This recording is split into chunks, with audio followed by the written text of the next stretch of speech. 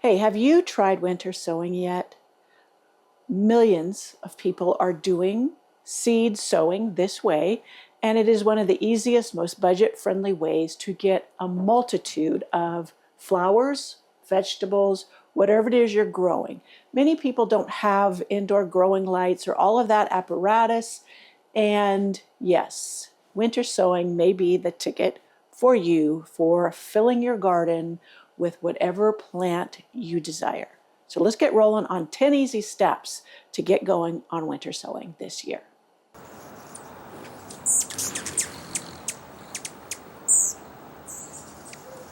I did want to mention before we get started, I do have this downloadable and printable checklist that you can get for free, and I'll put the link in the description box below. So go ahead and sign up for that if you wish to have a little step-by-step. Okay, number one that I wanted to talk about is choose the right seeds.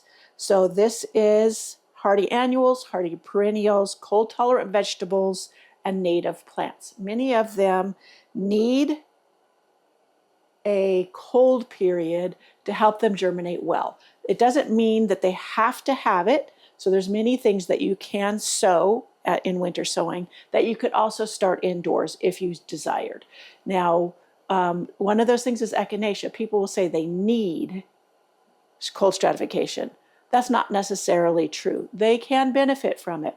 Now, another thing that you need to look for are flowers or whatever will self-seed in your area readily and grow for you.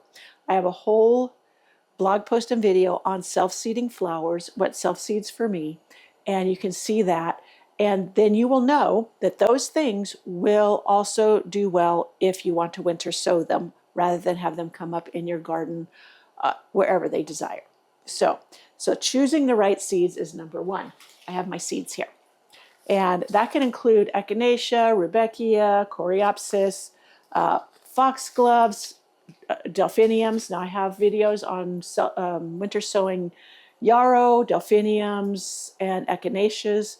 I have many of them that are, and they're pretty much the same is what I'm trying to get at, because it works the same across the board for different flowers.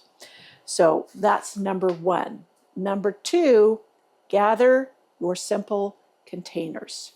Simple containers can be water jugs, milk jugs, other recycled containers. This one had strawberries in it.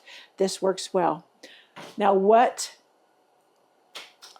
I do, or why I prefer maybe these type of jugs or the milk jugs, is because of the depth. You can really get a good depth of soil in here, so the roots can really develop well without becoming too crowded or stunted before you put them out in the garden. If you're going to really wait till, like for me, I can't really put a lot of things out until late May.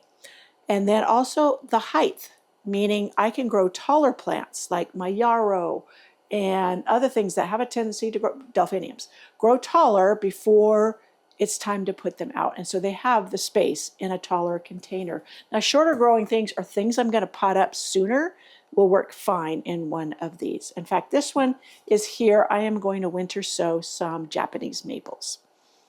That works too. So first of all, your containers. Now, I will say that the milk jugs, which are translucent, not transparent, are usually a wiser choice, only because the clear containers with the direct sun on it can accentuate the sunlight and scorch your plants. I used to doubt that because I've used these before and never had a problem, but I looked it up, and sure enough, these clear containers do accentuate the sun, kind of like holding a magnifying glass in sun and you can start a fire. I know my brother did when we were kids on some dried grass. But anyway, so just be aware of that, because when you use these, then you're going to want, if the sun becomes strong, you're going to want to put these in a shadier area, like get morning sun and afternoon shade. But that's the only thing. Now let's prep our container. This is number three. You add drainage holes. I have large drainage holes in here. Now I did it with a heated up hot steak knife. It was like one I picked up at a thrift store or something. And I heat it over my stove. I've also showed you using one of those sterno cans where I heat the knife in here because I don't have electricity. And I put it in and I twist it to open up wide slots in here. But I also put slots along the sides. This helps with the drainage as well, just in case for some reason these bottom ones would get clogged up. And it hasn't happened to me, but others have said that that's happened to them. So the drainage holes, I also put a few holes in the shoulder part of the jug, and that helps to increase the moisture that gets in. Some people don't get a lot of precipitation, and all that you can get going in there, usually it's just going in through here. So I put myself on this one right here. I burned a couple of slots so I can easily cut around with scissors. Some people will use a utility knife, but those things are super sharp, and it's not as, I don't know, I can't control it as well. So I've cut myself with utility knives trying to cut with them on these materials. So I just go with what's safer for me and easier. Now I cut around and I will leave a hinge point. I'm hoping this isn't too loud for you. So I go around to where the other slit is, right there. And there I have an opening. Now, so added the drainage holes, let more water and air in so it can get a good airflow. But for some people who battle with slugs, I have been told that adding a coffee filter to the bottom probably would help to moisten it so it lays down flat. Helps a lot to prevent slugs from coming up into your container and wreaking havoc with your little seedlings. So there I have the coffee filter in there. So yeah, the coffee filter, I use the unbleached just because that's what I prefer and have. I think you could probably use a paper towel if you don't have the coffee filters, and that would work as well for you. Now, I'm going to say one thing. You may have an issue that once the roots go down here, they will connect to the paper, and you may have to pull them loose when you're going to plant out, or you can cut them loose. But it shouldn't harm them in any way, really, just to pull them loose from the paper. So there's that. Now fill with potting soil, not seed starting mix. Seed starting mix for me hasn't been a good alternative for this type of seed starting. And I have a whole video on potting soil versus seed starting mix, and I show you how that turned out for me. So I'll link that in the description box below. So potting soil, you can pre-moisten it if you desire. I don't bother. I find it just as easy to do it this way, and then I'll show you how I water it. But so here is my potting soil. Now, this potting soil has a lot of wood fibers in it and forest products. So I do sieve it. And a lot of products now, potting soils do have much more wood products in them now. And some companies are leaning away from peat moss and coconut coir a little bit more because of the ecological concerns of using those products. So, and I'm all on board for that. And I don't mind sieving it for this purpose. So I put it in my sieve. What's great about this sieve is it fits over a 5-gallon bucket. So if you're sieving your compost, which is really good, you could also use your compost for this. I have, and it works really well. So you just sieve and sieve.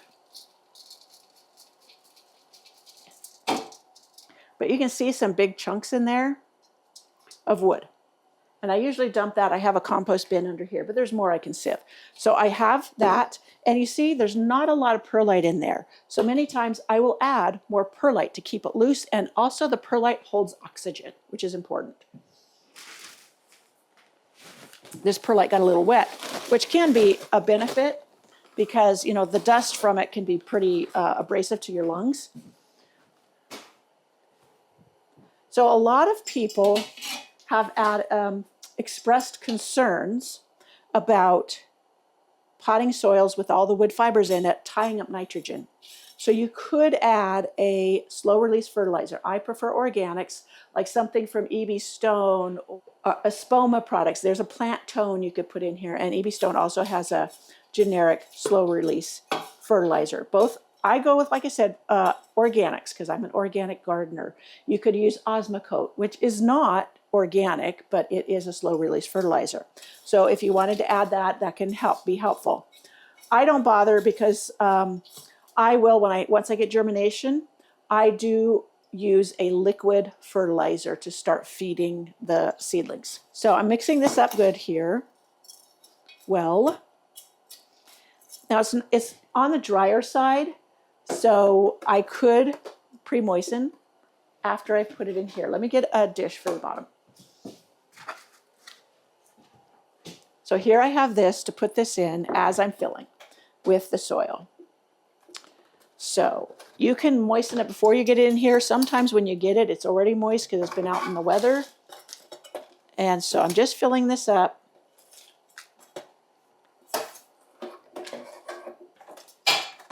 And you can really see the depth of soil you get from that. This has got to be almost 5 inches. So that's really great for letting those roots really get down in there. Now the milk jugs, it may be a little lower, still works fine. So, okay, so fill. Now I can pre-moisten this a little bit before I put my seeds in. Many times I don't, so this is not required. And you know, even after I've done this, and I've put my seeds in, I will go ahead and fill this with water and let it absorb more because it's not evenly moist in there. I would have to pour a lot of water through for it to be evenly moist. I already have a fungus gnat. But out in the garden, that doesn't matter. Okay. So I'm going to firm it down. You can firm it down with your fingers a little bit. So there is our potting mix in here. Make sure nothing's in the way. So today I'm going to sew these heirloom apricot foxgloves. And I had some of these next to my studio cottage, primrose cottage. They were gorgeous and I want more. So I'm going to go ahead and put these out. Now these ones, I'm not sure if these are the ones that will go ahead. Some foxgloves will bloom the first year and others it will be the second year. But getting an early start is key. Now these are teeny tiny, so I just sprinkle them liberally throughout. They are easy to divide once they become bigger. And many times it helps to be generous with seeds because some of the seeds may not, and there's always plenty of seeds, may not germinate. All right, let's see. Now, many times foxgloves like light. Plant in, full center shade, says quarter inch. So I'll go ahead and sprinkle a little bit on top. Now, many times I will sprinkle a top with vermiculite. I'm out of vermiculite, and or granulated cork has worked really well for me. And that really inhibits like fungi or damping off or any of that. So I'm going to go ahead and firm it down. Firming down, you want good contact between the soil and the seeds. So firming down is good. I'm not going to water on top of this because that dislodges seeds. So when you're planting your seeds, read your packet for how the depth is, what depth you want. So number 6, very important. Label, label, label. Label inside and label outside. I make my own labels with this. I also recycle labels from plants I've gotten. So either one works well. I've got this out here. It's clean, ready to go, other than me compressing the dirt with it. And I just make a little slice of it. And then I'll cut. So this has like a pointy end. I will use a paint pen, a grease pencil, or a wax pencil. Works well. There's also outdoor markers. Inside of it, I will also use these Sharpie Ultras. They're made for all weather. They did not work for outside of the container last year, so I won't use them for that. So I'm just going to put Fairy Queen.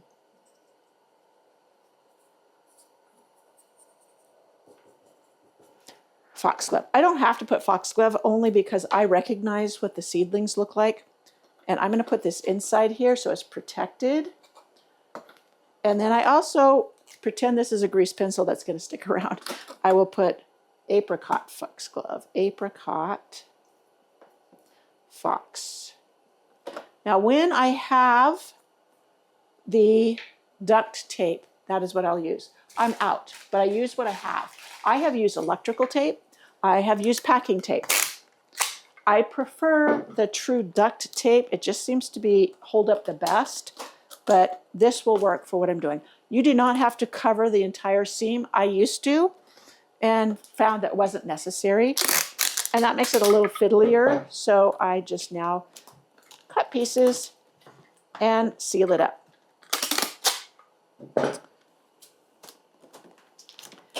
One thing nice about the clear rather than translucent is you really can see. A lot of times with the milk jugs that are translucent, you can't really see in. So there is that. So I close, this is number 7, close and secure the container.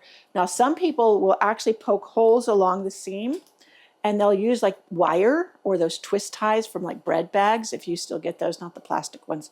And that would work too. I've not ever tried that. Some say that you can actually cut the top actually off and sink it down into the container below, and then it just pulls off to check and you can just sink it back down in there. That didn't work for me for some reason, but it is an option, and if you figure that out, great. For me, I will then fill this with water, and I will let the soil inside completely be drenched. Now I do that for, the first day. I'll do it for overnight. I'll let it sit in here, absorb all of that water so it is evenly moist. Now, if you're still getting rain and snow, you may not need to do that. But we are not supposed to see rain or snow for 1 full week. In fact, we're going to have unprecedented warm temperatures here, like up to 65 degrees, which in January in the mountains is unheard of. So I'm going to have to do a little bit of extra watering at this time. Do not water down the top. Now, this is a good time to interject that I have a whole video on, I think it's 21 mistakes you make with winter sowing. And, well, it could be less than that. I'll just put the link in the description box. And it tells you all the things that could go wrong or that you may do that could cause problems and how to avoid those. So, okay, that is what I do. Instead of pre-moistening, well, I do pre-moisten, but you know what I mean. It's not completely wet in there yet, and I'm not going to get a lot of rain. So I will fill water, let it absorb.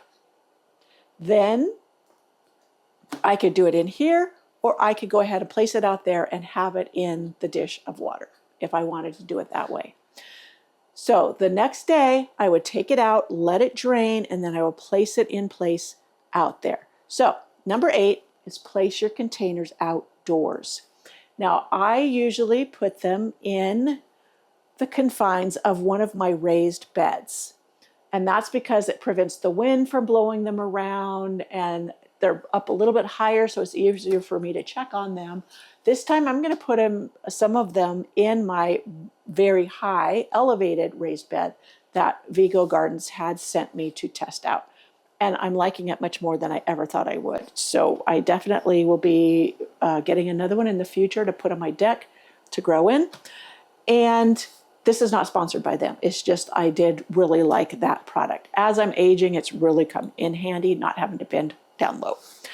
Anyways, so place your containers outdoors. Now, some people will say to put them up against a wall, like a shed wall or something. I would say that's not always the best, because when it's up against a building, it may not get enough precipitation inside of it. Some people will put them contained in milk crates because the milk crates drain, but it keeps them together. And it lets the rain and snow, get on them, but it doesn't hold water. So those are options too. Like I said, I put them within the raised bed frame, and that helps prevent them from being blown around because the soil is not up to the top. So that is step 8. Step 9, let nature do the work. It will do the watering. It will do the stratification because the moist soil. Now, some people will tell you to stratify in the refrigerator. Yes and no. Yes, they also need moisture.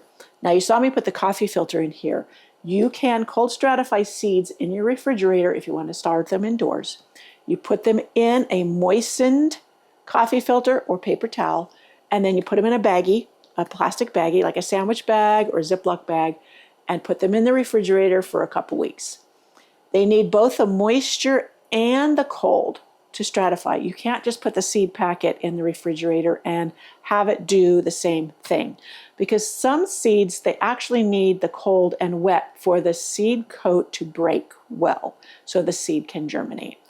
And yeah, so, or you can put it like, you can have it the moistened soil in here, put your seeds in here, close it up, and put this in the refrigerator for 2 weeks. That works as well. But just if the seeds are dry, it's not going to do the job. I learned that when doing delphiniums. So, number 10, open containers in the spring. Well, I would say yes, but make sure there's already gotten taller. There's no need to open this to see, because you can look down the hole if it's translucent, or like this, you can see if you're getting things to sprout and germinate. So when it's time, then you open them up. During the winter, if you are getting warm, dry weather, and it's not time to put them out yet, how do you know if they're moist enough in here? Because the soil is pretty dark. You kind of think, oh, is that wet or not? Well, you can lift up the container, and if it has some weight to it, you know it's still moist. But also, if it's warmer, and even when it's cooler, you will get condensation on the inside of the container, and that tells you that it has enough moisture in it. So what do? How do you water? When you need to. Well, same, comes to one of these containers, or I have used larger galvanized tubs where I will put all of my winter sowing containers in there. I'll leave them for half an hour, let them absorb as much water as they can. I pull them out, I let them drain, and then I put them back where they belong. But that's only if I don't see a lot of condensation and or they're feeling lightweight. So that's just a little hint there as far as watering through the winter. I do not water down through the top. That can dislodge seeds and seedlings very, very easily. And if you're using a mister, you don't really know if you're getting the soil moist enough. So that's how I do it and had the best results. Here we are out in the back. And here is my elevated raised bed. So these are going to go in between. I have strawberries planted in here. They're going to go in between the strawberry plants and call it good. Now, we don't get a lot of high winds, etc. If I did, I would be putting them in something that contained it better or was deeper down. I could even dig down in here and have them sink down in the soil. That would work too. But yeah, this is what's going on for now. And even though it's going to be very warm the next few days or next week, like I said, the nights get cold enough that I don't have to worry about them germinating too soon. And because they are hardy annuals and perennials, even if they were to germinate, they would be like I have shown you out in my garden, plants that germinated or seeds that germinated like in the fall, and then they just go dormant during the winter, and they sit there and until it warms up enough for them to start growing again. So it's no big deal if they started from the warmth. I doubt it because it gets so cold at night. Okay, so let's read through why winter sowing works. They are naturally hardened off, your seedlings, because they're used to the outdoor cold and warm conditions. They develop stronger roots, and they adjust easily to outdoor conditions. Yes, they adjust much more easily than seeds you've started indoors and then placed outdoors. Right? So my final thoughts. Winter sowing, it doesn't require perfect timing, special tools, or gardening expertise. Yes, all of this most of mine is recycled materials. I did buy a little bit of extra perlite to add to my potting soil to help loosen it up. A lot of times, now this is a new product, and Journey with Jill, she's got a YouTube channel. She grows lots of vegetables, and I've enjoyed watching her, but she used this soil and plant enhancer mixed into her seed potting mixes, and it just helped tremendously in the health of her seedlings. So that's something I'm going to be using this year in my seed starting. I did not put it in this mix, but I did in my other one that I did this last week. So we'll see. we'll see which one does better. If you've ever wanted to grow more plants or an abundance of plants for less money on a budget and get tougher plants, then this is the ticket for you. Oh, I also have started before winter solstice because here in the mountains, and it doesn't depend upon your zip code because our zip code covers a range of climate conditions. I can start because our nights start dipping down into the 30s typically in November. And so I had done some in early December, and they're still just looking like this. Nothing's germinated, even though we've had some warmer days. But if the night times get really cold, as they do here, then yeah, you can start sooner. And sometimes I even go through February because our nights stay very cold with freezing temperatures up to and through May many times. So I can do it. Now, when it comes to April, then I will start doing things like tomatoes and zinnias and whatever. They like it warmer. And many times if you start those too early, winter sowing like this, like now, the seeds would rot before they had a chance to germinate. And so warmer weather, things like zinnias, tomatoes, peppers, they benefit better from warmer temperatures and being started later. So I know some people say they've winter sown them and they've had success, but basically they've probably had fewer than germinate than if they would have waited until later. And there is absolutely no benefit to starting tomatoes, peppers, and those things earlier than you would normally, because the tomatoes will become leggy. The peppers, they are just not as healthy as starts as if you wait until it's prime time for those to germinate well, and you will get more to germinate well. And here, I can start early, but I have to be very careful because our nighttime temperatures can drop into the 20s in May, and it just kills all those seedlings of the warmer weather plants. These cold weather plants can take it. So I hope you enjoyed this video. Do not forget to go, I'm putting back there, do not forget to go get your checklist of these tasks, and happy winter sowing and money-saving gardening. Bye. Before I leave, I wanted to tell you I have many, many videos on winter sowing and all the different things I've tried through the years. Some of them may differ because I'll test and try different things, and you can see maybe and pick what works for you. All right. See you in my next video. Bye. Or